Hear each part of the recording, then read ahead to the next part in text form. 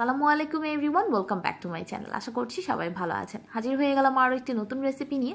আর আজ আমি আপনাদের সাথে শেয়ার করব এমন একটি কেকের রেসিপি যে কেকটা তৈরিতে আমি কোনো ধরনের ডিম, কনডেন্স মিল্ক কিংবা দই ব্যবহার করিনি। আর যে ক্রিমটা দেখতে পাচ্ছেন এই ক্রিমটাও কিন্তু আমি তৈরি করেছি কোনো প্রকারের চকলেট, হেভি ক্রিম বা বাটার ছাড়াই। চলুন তবে দেখে নেওয়া যাক এর পুরো প্রসিডিউরটি। এরকম আরও অনেক রেসিপির জন্য আমার চ্যানেল সাবস্ক্রাইব করতে কিন্তু একদমই ভুলবেন না। কেকটা তৈরির জন্য প্রথমে একটা বাটি নিয়ে এর উপর একটা চালনি বসিয়ে নিলাম। এবার এই চালনিতে নিয়ে নিচ্ছি আধা কাপ পরিমাণ আটা। আমি আটা ব্যবহার করছি, আপনারা চাইলে কিন্তু ময়দাটাও ব্যবহার করতে পারবেন। এরপর নিচ্ছি 2 টেবিল চামচ পরিমাণ কোকো পাউডার,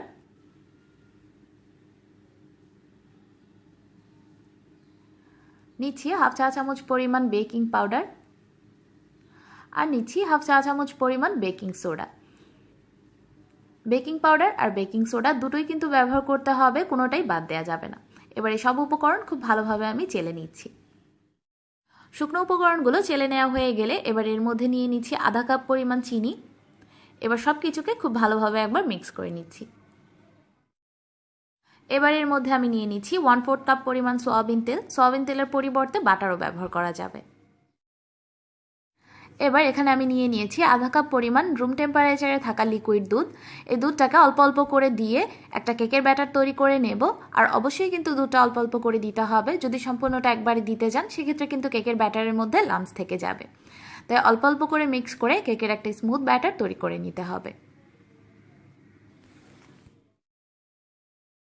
সম্পূর্ণ দুধটা মিশিয়ে নেওয়ার পর এবার এর মধ্যে দিয়ে দিচ্ছি হাফ চা চামচ পরিমাণ ভ্যানিলা এসেন্স, আর দিচ্ছি 1 চিমটি পরিমাণ লবণ। এবার লবণ আর ভ্যানিলা এসেন্সটাকেও ভালোভাবে মিক্স করে নিচ্ছি। সব শেষের মধ্যে দিয়ে দিচ্ছি 1 চা চামচ পরিমাণ সাদা সিরকা বা হোয়াইট ভিনেগার। সিরকার পরিবর্তে আপনারা লেবুর রসও ব্যবহার করতে পারবেন। এবার খুব আলতো হাতে কেকের ব্যাটারের সাথে সিরকাটাকে মিক্স করে নিচ্ছি। সিরকাটা দেওয়ার পর কোনোভাবেই কিন্তু এই ব্যাটারটা খুব জোরে মিক্স করা যাবে না, একদম আলতো হাতে সম্পূর্ণ সিরকাটা এই ব্যাটারের সাথে মিক্স করে নিতে হবে। এই সিরকাটাই কিন্তু সাহায্য করবে কেকটাকে স্পঞ্জি হতে। আমার কেকের ব্যাটারটা তৈরি। এবার কেকটাকে বেক করার জন্য আমি এখানে এরকম একটা বাটি নিয়ে নিয়েছি, আর বাটিটাতে আমি খুব ভালোভাবে তেল ব্রাশ করে নিচে একটা বেকিং পেপার বিছিয়ে নিয়েছি। তবে আপনাদের কাছে যদি এই মুহূর্তে বেকিং পেপার না থাকে সেক্ষেত্রে পরিষ্কার নর্মাল কাগজ বিছিয়ে নিয়ে সেটার উপরে খুব ভালোভাবে তেল ব্রাশ করে নিলেও কিন্তু চলবে। এবার এই বাটির মধ্যে কেকের ব্যাটারটাকে আমি ঢেলে নিচ্ছি। কেকের ব্যাটারটা ঢেলে নিয়ে বাটিটাকে আলতো হাতে একটু ড্যাব করে নিচ্ছি যাতে এর মধ্যে কোনো রকম বাতাস কিংবা বাবল না থেকে যায়। এবার কেকটাকে বেক করার জন্য চুলা একটা প্যান বসিয়ে এর মাঝখানে একটা স্ট্যান্ড বসিয়ে দিলাম। এবার প্যানটাকে ঢেকে দিয়ে অপেক্ষা করব 5 মিনিটের জন্য। আর এই 5 মিনিট চুলার আঁচটা মিডিয়ামে রাখতে হবে। প্রায় 5 মিনিট পর প্যানটা ভালোভাবে গরম হয়ে গেছে। এ পর্যায়ে ঢাকনাটা সরিয়ে নিয়ে কেকের মোলটাকে প্যানের মাঝখানে বসিয়ে দিচ্ছি। এরপর আবারও ঢেকে দিয়ে কেকটাকে বেক করব প্রায় 40 থেকে 50 মিনিটের মতো। আর এই পুরো সময়টা কিন্তু চুলার আঁচটা একদম লোতে রাখতে হবে। ফিরে আসছি কেকটা ভালোভাবে বেক হয়ে যাওয়ার পর। প্রায় 40 থেকে 50 মিনিট পর আমি ঢাকনাটা সরিয়ে কেকটাকে চেক করে নিব। প্রথমে একটা টুথপিক দিয়ে কেকের ভেতরটা চেক করে নিচ্ছি এটা পুরোপুরি বেক হয়েছে কিনা। দেখুন টুথপিকটা ক্লিন বের হয়েছে, এর মানে কেকটা ভালোভাবে বেক হয়ে গেছে। আর ওপরের দিকটাও কিন্তু হাতের সাথে লেগে আসছে না। তবে ডিম দিয়ে তৈরি কেকের তুলনায় এই কেকটা হতে কিন্তু একটু বেশি সময় লাগে, তাই ভালোভাবে চেক করে তারপরে কিন্তু চুলা থেকে নামাতে হবে। এবার কেকটাকে আমি চুলা থেকে নামিয়ে নিচ্ছি। কেকটা ঠান্ডা হয়ে যাওয়ার পর প্রথমেই একটা ছুরির সাহায্যে কেকের চারপাশটাকে আমি ছাড়িয়ে নিচ্ছি। এরপর একটা কেক বোর্ড বসিয়ে উল্টে নিলেই খুব সুন্দরভাবে কেকটা বাটি থেকে বের হয়ে যাবে। এবার নিচে থেকে বেকিং পেপারটাও সরিয়ে নিচ্ছি। এবার চলে যাচ্ছি এই কেকটা ডেকোরেট করার জন্য ক্রিম তৈরিতে। প্রথমেই তৈরি করে নেব চকলেট ক্রিমটা। এর জন্য চুলে একটা প্যান বসিয়ে এর মধ্যে আমি নিয়ে নিচ্ছি 3 টেবিল চামচ পরিমাণ চিনি, নিচ্ছি 1 টেবিল চামচ পরিমাণ কর্নফ্লাওয়ার, আর নিচ্ছি 1 টেবিল চামচ পরিমাণ কোকো পাউডার। এরপর এর মধ্যে দিয়ে দিচ্ছি 1 কাপ পরিমাণ লিকুইড দুধ। আর চুলাটা কিন্তু এই পর্যায়ে বন্ধ আছে, চুলাটা এখনই ধরানো যাবে না। প্রথমে এই সব উপকরণগুলোকে খুব ভালোভাবে মিক্স করে নিতে হবে, তারপরেই চুলাটাকে ধরাতে হবে। আমি সব উপকরণ খুব ভালোভাবে মিক্স করে নিচ্ছি। সব কিছু ভালোভাবে মিশিয়ে নেওয়া হয়ে গেলে এবার আমি চুলাটাকে ধরিয়ে দিচ্ছি।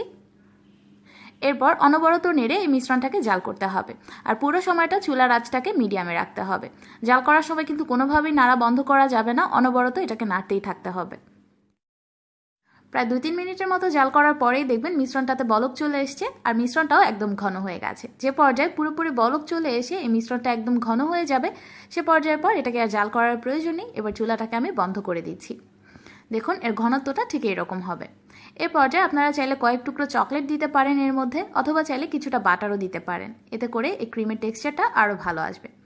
এবার মিশ্রণটাকে আমি ঠান্ডা করে নেব, আর ঠান্ডা করার সময়ও কিন্তু কিছুক্ষণ পরপর এটাকে নেড়ে দিতে হবে, নয়তো উপরে সর জমে যাবে। এবার মিল্ক ক্রিমটাও আমি তৈরি করে নিচ্ছি। এর জন্য চুলা একটা প্যান বসিয়ে এর মধ্যে নিয়ে নিচ্ছি 2 টেবিল চামচ পরিমাণ চিনি, নিচ্ছি 2 টেবিল চামচ পরিমাণ গুঁড়া দুধ বা মিল্ক পাউডার। আপনাদের কাছে যদি গুঁড়া দুধ না থাকে সেক্ষেত্রে লিকুইড দুধও কিন্তু ব্যবহার করা যাবে। আর নিচ্ছি 4 চা চামচ পরিমাণ কর্নফ্লাওয়ার।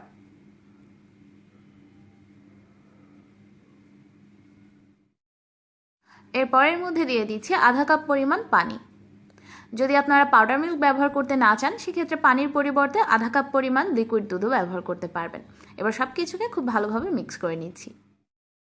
সব কিছু মিশিয়ে নেওয়া হয়ে গেলে এবার চুলাটা ধরিয়ে দিলাম। এবার অনবরত নেড়ে এটাকে জাল করব 2-3 মিনিটের মতো।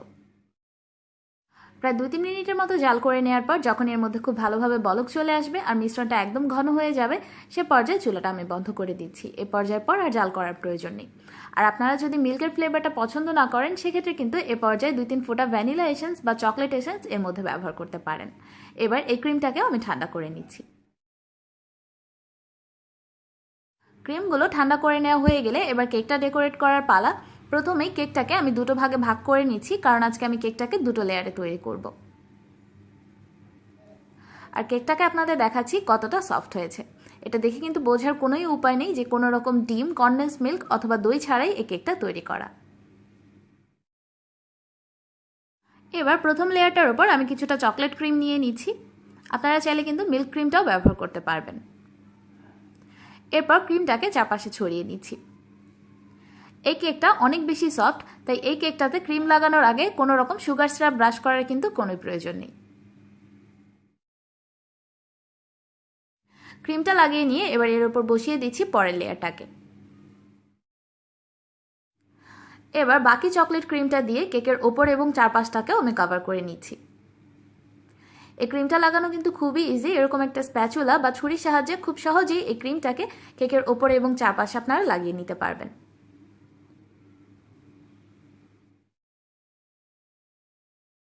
ক্রিমটা দিয়ে আমি কেকের ওপর এবং চারপাশটাকেও খুব ভালোভাবে কভার করে নিয়েছি।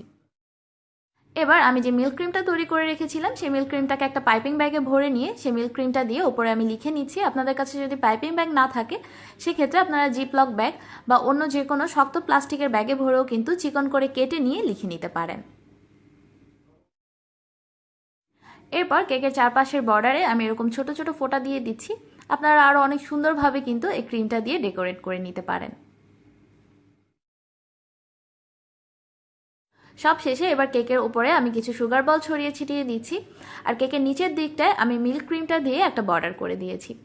কেকটা পুরোপুরি ডেকোরেট করে নেওয়া হয়ে গেলে কেকটা কাটার আগে অবশ্যই কমপক্ষে 3 থেকে 4 ঘন্টার মতো নর্মাল ফ্রিজে এটাকে রেখে সেট করে নিতে হবে। ফিরে আসছি কেকটা ফ্রিজে রেখে পুরোপুরি সেট হয়ে যাওয়ার পর। 3-4 ঘন্টার মতো ফ্রিজে রেখে সেট করে নেওয়ার পর কেকটাকে বের করে নিয়েছি। এবার কেকটাকে আমি কেটে নিচ্ছি। তৈরি হয়ে গেল কোনো রকম ডিম, কনডেন্স মিল্ক, দই অথবা ক্রিম বাটার ছাড়াই জন্মদিনের কেক। আশা করছি আজকের রেসিপিটি আপনাদের ভালো লেগেছে। এই রেসিপিটি ভালো লাগলে লাইক, কমেন্ট, শেয়ার করতে একদমই ভুলবেন না। আর অবশ্যই কিন্তু একবার ট্রাই করে দেখবেন। সবাই ভালো থাকবেন, ঘরে থাকবেন, নিরাপদে থাকবেন, আর আমার জন্য দোয়া করবেন। আল্লাহ হাফেজ।